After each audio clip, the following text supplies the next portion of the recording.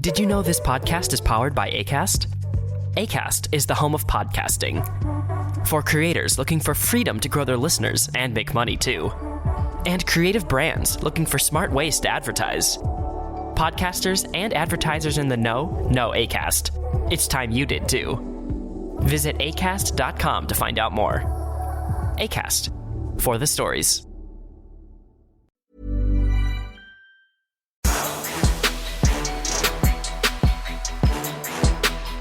Hello, everybody, and welcome back to another week here at The Damage Report. Hoping to enter into a big news week. Last week sucked. It really did. But this one's shaping up to be, horrible, really horrible, but big. Lots of big, horrible things coming at you. That's The Damage Report. But we start off with a fantastic Monday. Once again, back in the day where she belongs. Francesca, how's it going? I'm good. Thank you for having me. I hope you're okay. Should I check on you or whatever? Do we need to I think I'm okay. How are you doing? I've got a whole week of news. Rather than, bless ye news gods.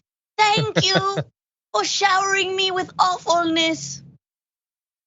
I am ungrateful when it comes to the awful shower that I get. I shall betroth this to the algorithm for you. I'm sorry. This is what we do every morning. This is what we do. And if you think that's the last accent we're getting out of Francesca, then you haven't been looking at the big breaking news of the day. So we got that to look forward to. What else do we have to look forward to? No. Damn, it's a rough news day. Anyway, no, we got a lot of really interesting stuff, just not necessarily a lot of light, happy-go-lucky type stuff. But what we do have is you, and what you have is a mission. And that mission, should you choose to accept it, is to hit the like button and share the stream so that algorithm, which is so desperate as portrayed by Francesca Fiorentini, so desperate for your approval, will give us what we need. And so if you could do that, that would be great. And if you want to send us messages, tweets, super chat, stuff like that, we'll respond as we go. Now that said, Francesca, are you ready to do this? Okay, well, get ready, because there's a lot here and I couldn't cut anything. So that's okay. Let's jump into it. Let's do it. We knew that the new IPCC report on the current state of climate change and projections going into the future was going to happen today, and that it was likely to be negative. Well, it's here. Oh boy, is it negative. We've apparently entered into unprecedented territory that is being called by the UN Secretary General a code red for humanity. So we are moving into a place with our climate where computer model projections for what is likely to happen in the future are becoming increasingly difficult because we don't have a lot of past data to inform these models with. In the past, we'd have been able to look back at previous periods of heating and things like that and assume that things might go like that. But we literally they're saying we have to go back to when the asteroid that wiped out the dinosaurs hit for a period of heating in such a short period of time. Now, let's get into some of the conclusions, and there is a lot. Nations have delayed curbing their fossil fuel emissions for so long that they can no longer stop global warming from intensifying over the next 30 years, though there is still a short window to prevent the most harrowing future. And are you entering into fun territory when the future can be described as harrowing? And when, if you do everything that you can, there's still an implication that the future is going to be harrowing. It just won't be the most harrowing. But anyway, carbon dioxide in the atmosphere has risen to levels not seen in 2 million years, according to the authors. And by the way, this report was put together by 234 authors relying on more than 14,000 studies from around the globe. Or, as I'm sure it'll be greeted on Fox News, a bunch of fake news. Anyway, the oceans are turning acidic, sea levels continue to rise, Arctic ice is disintegrating, weather-related disasters are growing more extreme and affecting every region of the world. And when we start to talk about the conclusions, the level of certainty that the authors can talk about what they think is likely to happen, we are far away from the 2 decades ago, like scientists coming out in their white coat and saying, well, I think this might be bad times. Maybe you might want to look into doing something. No, they're not there anymore. The report's 42-page summary for policymakers uses the phrase virtually certain nearly a dozen times. The words high confidence come up more than 100 times. And the rate of sea level rise, the retreat of ice sheets and glaciers, and the acidity of the oceans are all described as unprecedented in the past several thousand years. So, Francesca, they're not really playing games anymore. It took them a long time to move past them. Unfortunately, as of right now, we're still playing games. So, thoughts?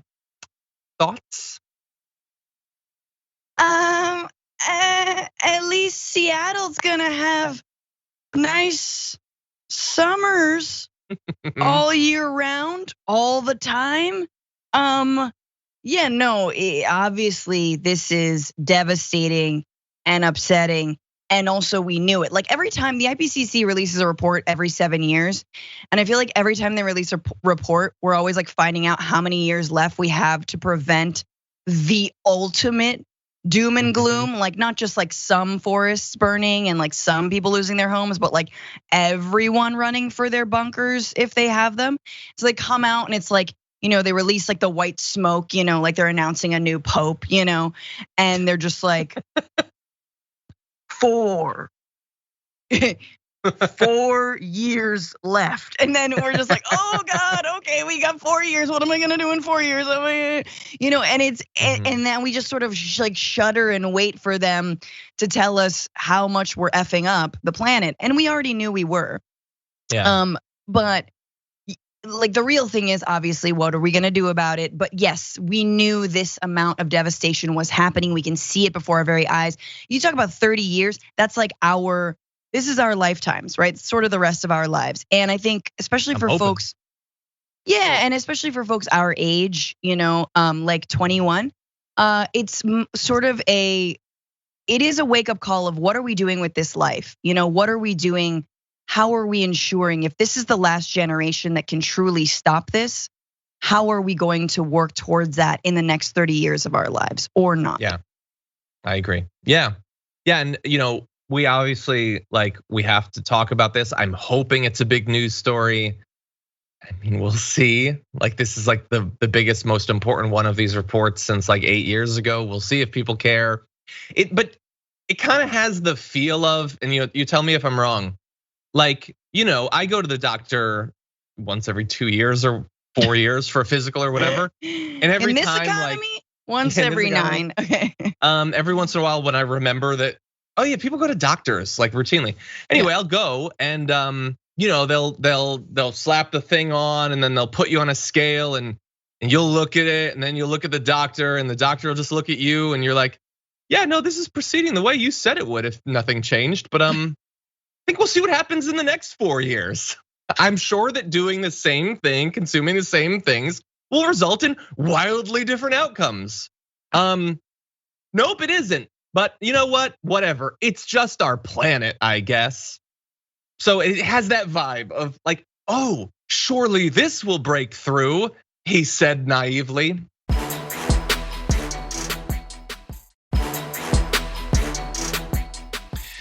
But anyway, why don't we jump into some more of the details? Actually, yes, I think we're gonna reset here.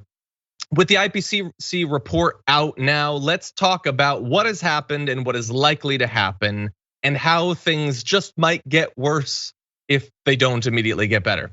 So humans have already heated the planet by roughly 1.1 degrees Celsius or 2 degrees Fahrenheit since the 19th century. And even if nations started sharply cutting emissions today, total global warming is likely to rise around 1.5 degrees Celsius within the next 2 decades, a hotter future that is now essentially locked in. So all the stuff that we've done that's really bad, we're gonna have more than that much more no matter what we apparently do. So what will that look like? Well, at 1.5 degrees of warming, scientists have found the dangers grow considerably. Nearly 1 billion people worldwide could swelter in more frequent life-threatening heat waves. Hundreds of millions more would struggle for water because of severe droughts. Some animal and plant species alive today will be gone. Coral reefs, which sustain fisheries for large swaths of the globe, will suffer more frequent mass die-offs. So at 2 degrees Celsius above pre-industrial levels, this is where it's getting fun. air can hold significantly more moisture than it does now, making droughts more likely and extreme rainfall worse. I don't think that gets talked about enough, that like it literally will hold more moisture in the air. Like that's a thing that happens, and that will be everywhere. At 4 degrees Celsius, intense heat waves that used to occur about once every 50 years will become annual events. And what do you mean will become? That's happening right now. Like, look at Palm Springs every year. Look at, I understand we're in California, but Palm Springs, it's getting bad. Palm Springs is an abomination and should have never been built in the first place. Number one, it's the middle of a desert. But yes, look at Greece. Look at towns in Germany being swept away. Yeah, this is not every year. This is every couple months. Yeah, there is an unprecedented weather event that is destroying a community somewhere around the world. Yeah. And so look, here I'm trying to focus on like so right now we have so many people in power who either don't accept that this is happening or pretend that it's not happening as they like stuff their pockets with cash. If we could get them to accept it, what they might think is, okay, so it's getting a little bit worse. But that's not really how it's working. I mean, that's why we mentioned the thing about the air sucking up the moisture, causing droughts and causing problems with farming and things like that. But that's not the only example of it. And we return to this every once in a while because not a lot of shows do, but I want to focus on it a little bit more. So warming beyond 2 degrees Celsius, which is going to happen, also carries increased risk of setting off feedback processes that cause climate change to accelerate. Higher temperatures will thaw Arctic permafrost, potentially unleashing carbon that has been locked in a deep freeze for thousands of years. Methane trapped in the deep sea could make its way into the atmosphere. Wildfires could turn millions more acres of carbon-rich forests into a source of additional greenhouse gases. I often mention that there is a limit to how much heat the ocean can absorb, and that will tail off over time. That is one thing that has been sort of masking how hot the world has been getting. Some of it is going into the ocean, which we don't feel as directly, but that is not going to last forever. These sinks for carbon, the ocean, the Arctic, the Amazon, all of that, they're all being destroyed. And that means that we will not just have a worsening of our situation, we will have an accelerating worsening of our situation. And it leaves us in a place where, to throw out some numbers that will mean little to me or you probably, humans can unleash less than 500 additional gigatons of carbon dioxide, the equivalent of about 10 years of current global emissions, to have an even chance of limiting warming to 1.5 degrees Celsius above pre-industrial levels. And so we will get in a moment into what the US and other countries are trying to do, but Francesca, what do you think? Okay, 500 gigatons divided by 8 billion people. How many are we? So something like that. It's getting close, yeah. Okay, so like how many gigaton? How many point zeros of a gigaton do I get? I just like, let's parse it out, people. How much more can you spend? And what can you not afford to do? And I mean, this is real, right? Okay, so the thing about the IPCC is that it is effectively toothless, right? There is no enforcement agency. It is part of the United Nations, already doesn't have an enforcement body. There are not monetary consequences on countries that do not comply with any of these recommendations. They are, in fact, recommendations. And we need to change that, right? We all need to become angry Swedish preteens and demand that our governments actually act on this. It's because it is terrifying. And we know that it is not on each individual person to individually stop doing one individual thing. Yes, it helps. I'm not saying it doesn't help. It definitely fights the sadness. I know my compost in my front yard helps me feel a little bit less terrible, just a little bit.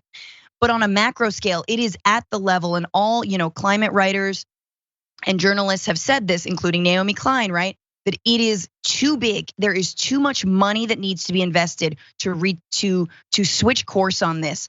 That as good as you might feel about, getting a paper straw, which look, I don't even dunk on that. I think that's fine.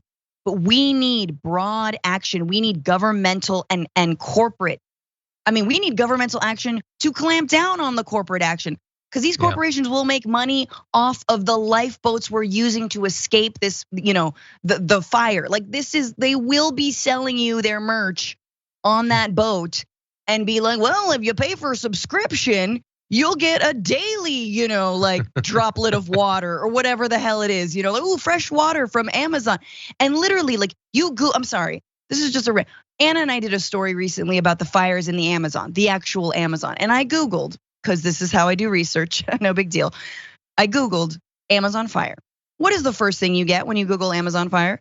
Oh, the little tablet. Stick, exactly. The tablet, the thing that Jeff Bezos decided to name his effing product after not just a rainforest that the world relies on, that he is effectively helping to destroy because the massive amounts of carbon it takes to send all that BS all over the world. But then the fire stick. It is I'm just weird. Like, we suck. We suck. Humanity sucks. Capitalism sucks. Yeah, it'd be like a new spin-off of my product, Coral. You've liked the original Coral. Now we have Coral Bleach. That seems weird. Don't do that. Yes. And as you're pointing out, they're making money off this. And there is sort of a fundamental disconnect where the entities, corporations, politicians who are most directly responsible for all of this are making all of the money doing it. They're not just doing it because their kink is destroying the environment. They're making money off of it. We're suffering and not making any money. So you have the two different sides. And the one side that's suffering is saying, hey, would you guys like willingly, voluntarily stop making all the ungodly amounts of money that you're getting at no personal cost to you? And expecting, hey, maybe it'll work this time. Except it's not going to. So we need to replace all the politicians. We need to make doing what they're doing either literally illegal or more costly than the solution. And instead, we're wasting time arguing about whether the only politicians actually pushing for a solution here are secretly the worst. So anyway, sorry, what were we gonna say? Are we gonna continue with this topic? Well, we have a little bit more, but what did you want to say? No, keep going then. Okay, so blah blah blah. Biden says he's gonna do something. I don't really believe it. Blah blah blah. He says he has new targets, but then none of the countries are meeting the targets that they've already said they're gonna blah blah blah blah blah. So let me give you the response. So in waiting for this IPCC report to come out, I of course wanted to know what Greta thought about it. She has her expectations going into it, and she responded thusly. The new IPCC report contains no real surprise. Actually, do you want to read this, Francesca? Would you prefer to read this? It confirms what we already know from thousands previous studies and reports, that we are in an emergency. It's a solid but cautious summary of the current best available science. It doesn't tell us what to do. It is up to us to be brave and to take decisions based on scientific evidence provided in these reports. We can still avoid the worst consequences, but not if we continue like today, and not without treating the crisis like a crisis. Somewhere Greta is watching that thinking, wait, did I record that? Yeah. Anyway, yeah, and look, she's right. Again, it doesn't. I got verklempt just doing my impression of her getting passionate. That's how both amazing she is and amazing I am. And I'm just gonna do my own horn. By the way, someone in the audience was worried because they're like, is Greta going backwards? Francesca just called her a preteen. Anyway, you're right. She's older. She is. She's on the cover of Vogue. She's 30 now. Anyway, yes. So she's right. I mean, there are implications for what should be done, but I would say, look, could I give you the best possible top 10 list of things that we should do? Maybe not, but I do think that on the list, I would try to fit doing literally anything. I think that would be a nice change of pace. Did you know this podcast is powered by Acast? Acast is the home of podcasting. For creators looking for freedom to grow their listeners and make money too. And creative brands looking for smart ways to advertise. Podcasters and advertisers in the know Acast. It's time you did too. Visit acast.com to find out more. Acast, for the stories. Like, here's what I know. We have everything we need to fix this. We have all the knowledge, we have all the technology, we have all the resources. We do not have to, nor can we afford to wait for some sort of massive screen that flies through the air and sucks up carbon and turns it into Tamagotchis. Like, we don't need that. It's probably not gonna come and it'll be too late if it does. We have everything we need now. The only thing we don't have is politicians who will mandate that it be done. That you literally ban the internal combustion engine, that you like force the renovation of buildings, that you change our mass scale industrial agriculture, that you mandate all of this. You start building solar and wind power, and I will tell you when you can stop. Don't ask me, I will call you when you can stop. Just do it. Set up massive battery banks. Regional battery banks to store power, to get us through the fact that obviously renewable energy is usually best at certain times of day and not at others. We can fix that. If we can fit it in a car, we can do massive factory ones. And if it wins over the libertarians, you can involve Elon Musk. I'd really prefer that you don't, but if you have to, you can. We can do all of this, but instead we'll just spend a few more years saying, I don't really know. Maybe we need new technology or something. Like, should we do something? I don't know. Do we really want to hurt some coal company in West Virginia that's been living large for decades and decades and decades, killing us, killing its workers? How much murder exactly are we supposed to let them get away with? Anyway, obviously there's a lot that could be said here, but Francesca, what are your thoughts? How's it gonna play out? I want you in charge, Secretary of Energy, number one. And number two, I think you're absolutely right. Look, we are beyond making the moral, the political, the scientific case on climate change, okay?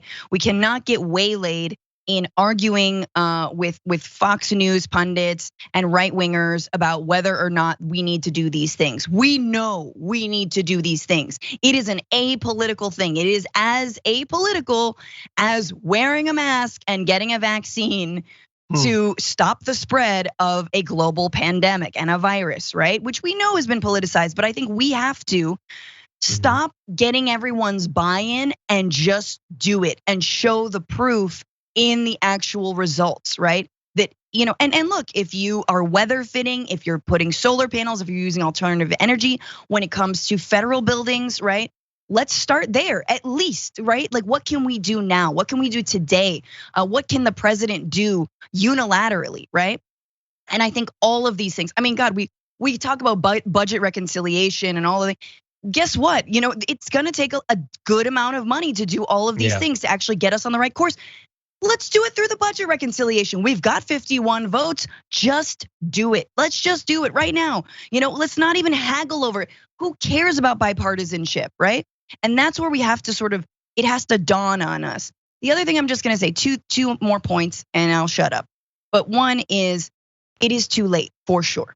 And we have to actually protect ourselves and all communities from the impacts of climate change, right? That is coming. We are seeing the effects of the industrial age now, right? So if we're seeing what happened in like the 30s hitting us 100 years later, imagine what is to come. Oh my God. So no matter what it takes, we need to prepare against the effects that are going to come, because it is in large part, in some parts, too late. The second thing is, we cannot be cynical, because if you pay attention, the right wing is super cynical about this. They love talking about climate change in this like, well, we'll all be dead. Well, I'll have my money. I have a bunker. F everybody else. I can build the walls around my own, palace, McCloskey style. Straight up. This is how they feel. They want us to be cynical. And if you realize that and you recognize that, and you recognize the most radical thing we can do right now is to have hope and to work and organize, then we got this. We can do this. I think that's a good point to end on. We will check in for tomorrow's show and see to what extent people are taking this seriously, to what extent the right wing is trying to gaslight around this. But for now, that's what we've got. We are gonna take a short break. We come back, we've got a lot more news, but we're gonna take a short one. So we'll see you after this.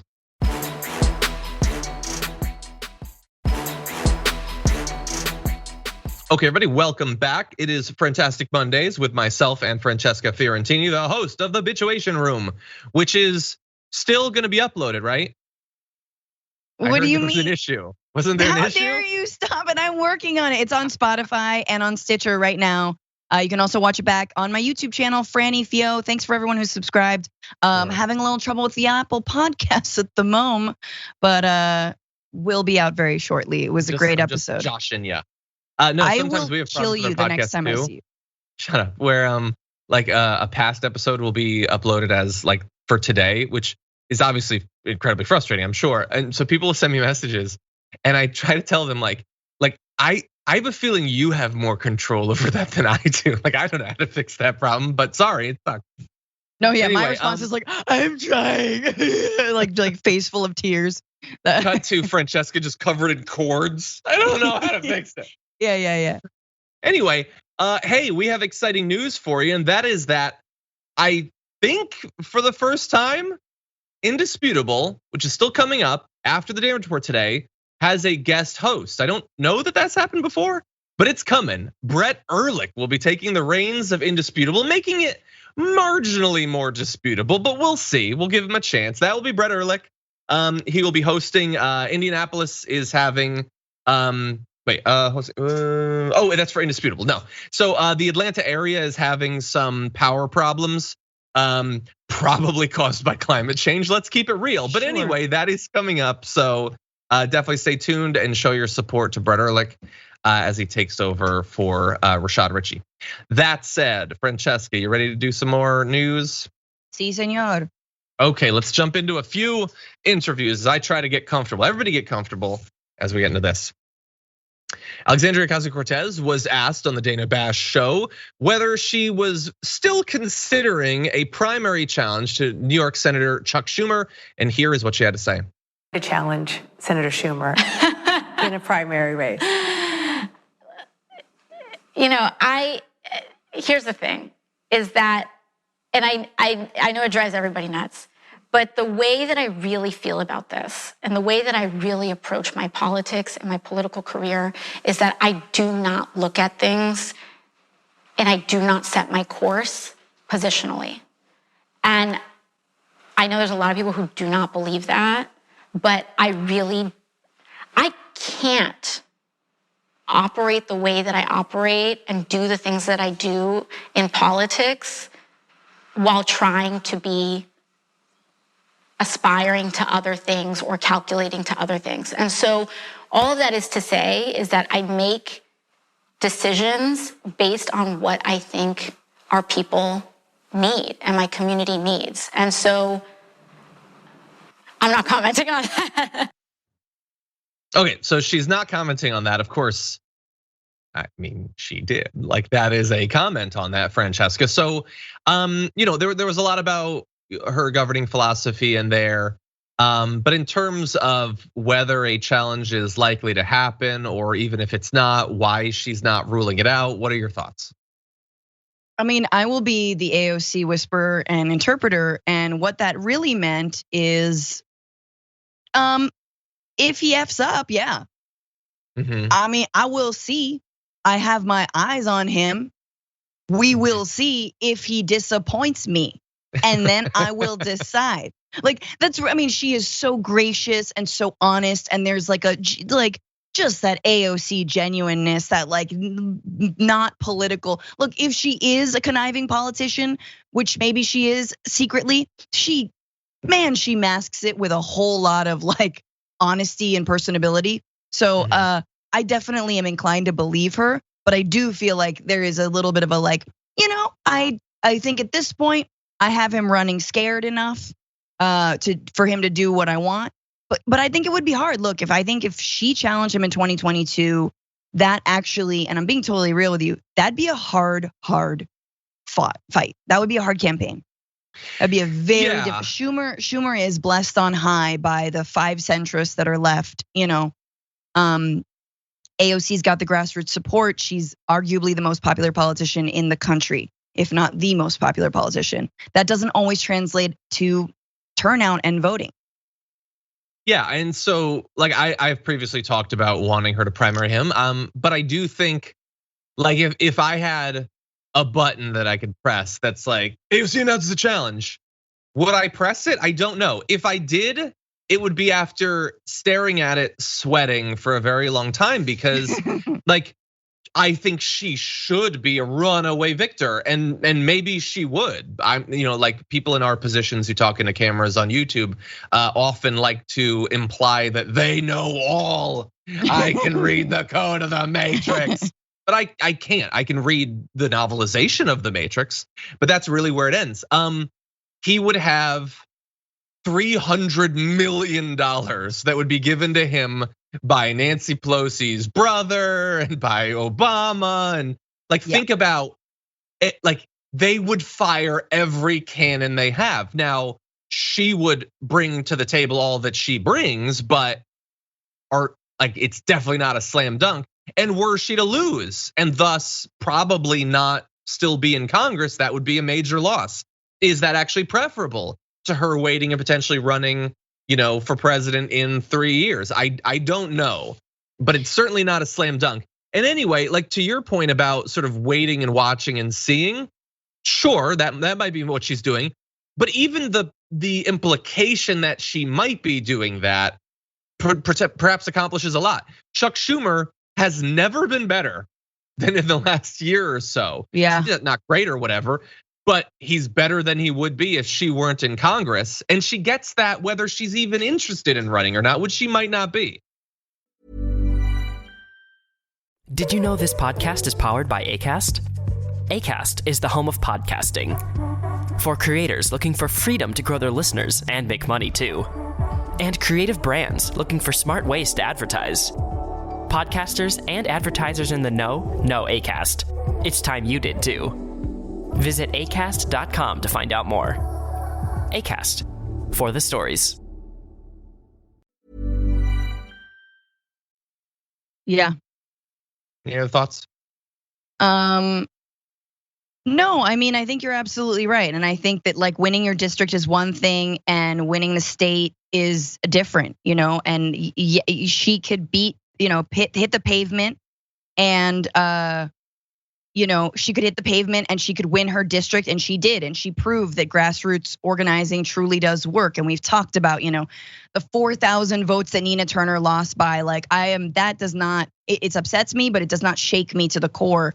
But I think going after Schumer, and this is the thing, a lot of people have tried to challenge even Pelosi, right? And Pelosi, and again, it's again a district. It's in the House. It's not the same, but you come for the king, you can't miss, right? She can't miss on this. It'll be, you want her to have every ounce of ammunition.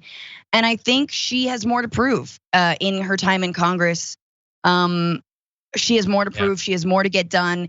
And sadly, it might mean working with centrists to move the needle a little bit more to prove that she is a firebrand, but she is also smart and she's willing to work. She's willing to not just take all the glory for herself. She is a team player. And I don't mean that in a she's gonna accept corporate money team player. She's gonna, go easy on ExxonMobil. No. I don't mean any of that stuff. I mean on tangible, practical things that help Americans' lives. So I don't want it, there is a line there. And I think she has more to prove on that. Sure. You're totally right about like not being able to miss against Schumer. Now, on the other hand, she could miss without it being a huge deal in a presidential run. The expectations would be less. You're not going up against one person. You're not necessarily going the whole way. You could use it to elevate your agenda. Like those arguments don't really apply in a presidential primary in the same exact way. Yes, and they elevate your status. You're there to basically, you're there to like get your talking point out in a good way, move the dial, move the discussion, push the discussion in progressive direction. You're not wrong about that. Yeah, and by the way, I say all this and we have this discussion knowing that AOC would probably prefer that we not focus on conversations like this, but we're not best forever. I can say whatever I want. I wish we were. I really wish we were. But anyway, okay. That said, let's move on. This always ends in you like low key gaslighting AOC into being your best friend. I mean, if we were best friends and you came over to my house and like we played tabletop games, then maybe I would go easy on you. But you're not my best friend yet. This is like your version. Do you think she wouldn't enjoy some board games? She likes board games. I just love how this is your version of debate me. It's like play me in King of Tokyo. Come on, let's play. Anyway, no, let's not do that. Just run for president in a few years and I'll be happy. Anyway, okay, let's move on to the next topic. Okay, AOC was also asked about some of the way that Fox News has covered her and her agenda and some of the implications of that. Here's what she had to say. Do you ever watch Fox News? Do you watch what they say about you? Not a ton. Every once in a while I do. And I think that it's really fascinating. I actually find it to be really, really fascinating because it reveals a lot about the subconscious of folks that are crafting these narratives. And they very often are speaking to these very subconscious narratives about women or about people of color or about Latinos or Latinas or about working class people.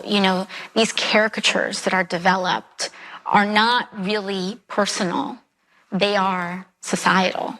So you can watch that and take yourself, you, the human being, out of it and look at it almost from an academic point of view? Yeah, actually the right-wing critique. That seems like would be pretty hard to do. Yeah. Because you are a human being. It is. The harder one is the critiques from within the party.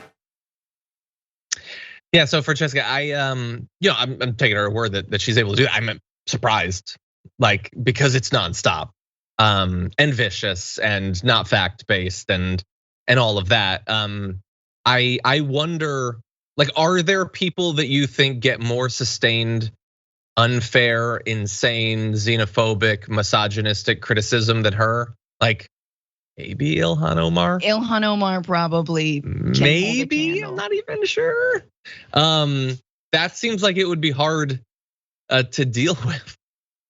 No, but AOC said this in many interviews before that, the harder thing to take is turning around and seeing her own party either not defending her or doubling down and saying the same thing.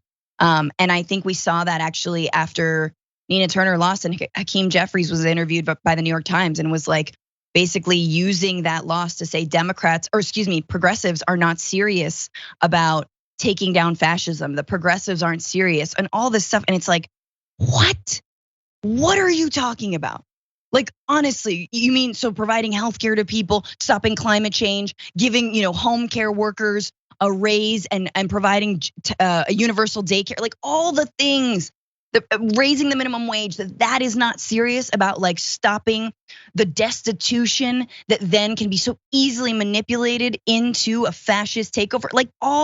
What do you? So anyway, and I think, and I think we also feel that very much so, and it's why we often do target more centrist Democrats because the right is so predictable.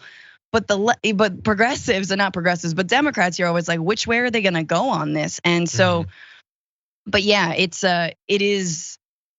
I mean, I'm the person on Twitter who's oh, you said a meanie thing. So I don't know how she takes it. Well, I'm sure you get your fair share. That's definitely true. Yeah, and I think she's right.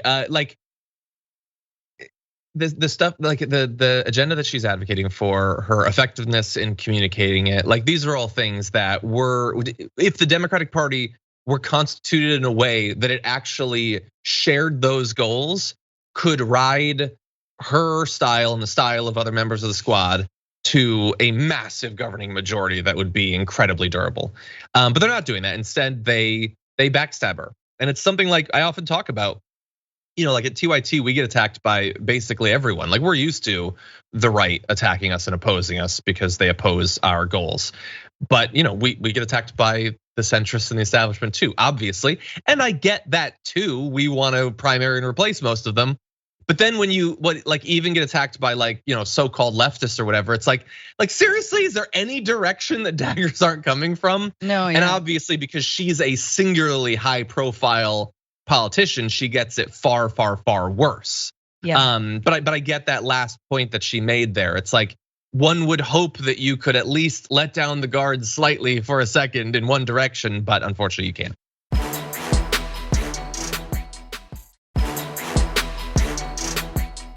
Okay, let's move to one last little bit. We're gonna go to one of the darkest bits in Representative Alexandria Ocasio-Cortez's recent interview on CNN with Dana Bash, where they return to the topic of what the representative was thinking on January 6th. Now, she had notably already said that she was worried about potentially being killed by this mob of people, these Trump supporters. It seems like a reasonable fear, but it actually goes farther than that, as she will describe.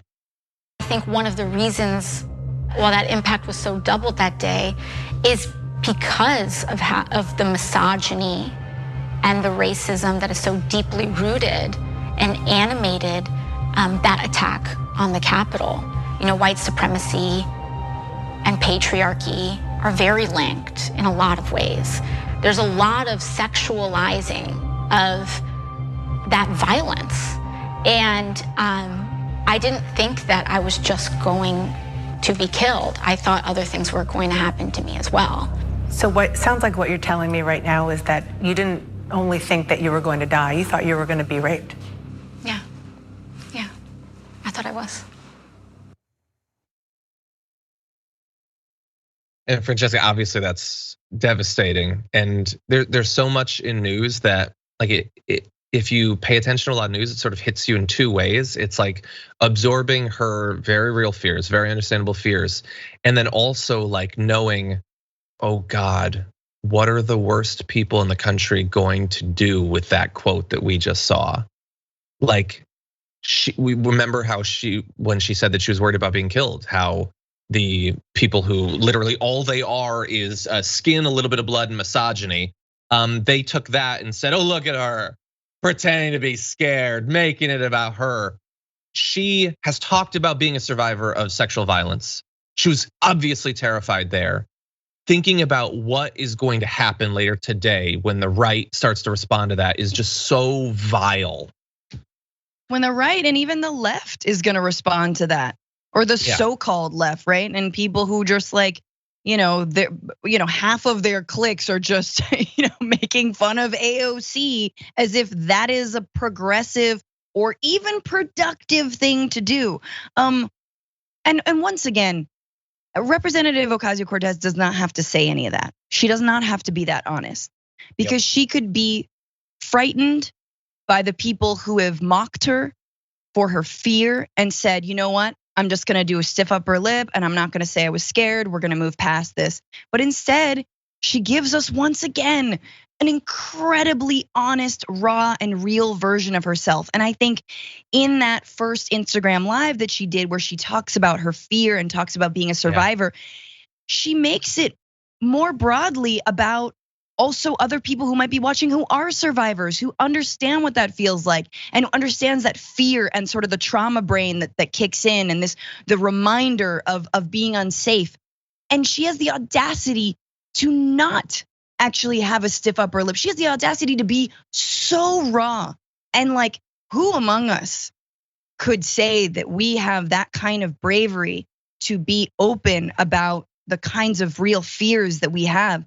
The times when we were scared, the times when we cowered, the times when that reminded us of other times we were victimized. Yeah, that is huge of her. And so, yes, it's devastating to think about what the right is. They're gonna have a whole field day, but let's be real about this. They pick on AOC also because she's an attractive woman. They do that. She's working class, she's Latina, and she's attractive. Educated and attractive, and they hate that. They love, she's deserving. There's all kinds of disgusting things out there that are being said about her, right? There's, we know that. And it's ridiculous. There's no reason to it, but yet, it's not lost. It shouldn't be lost on us that yes, there is some part of it that's like their sick fascination with her because they should think she's pretty. Yeah. Yeah, I hope we're wrong. I hope that this, as the sixth should have, will be an opportunity for people like Tucker Carlson and Ben Shapiro and others to finally come to grips with how they've weaponized race and gender to animate these people who are fueled purely by anger, rage, lust, all of that. This is an opportunity. Kind of feel like it won't be used for that, but we'll watch, we'll see. If it happens, we'll be fair. Sort of doubt it though. Okay, we're gonna take our second break. When we come back, AOC wasn't the only notable politician interviewed. We have another, but he's mostly just saying absolute nonsense. So stay tuned for that after this.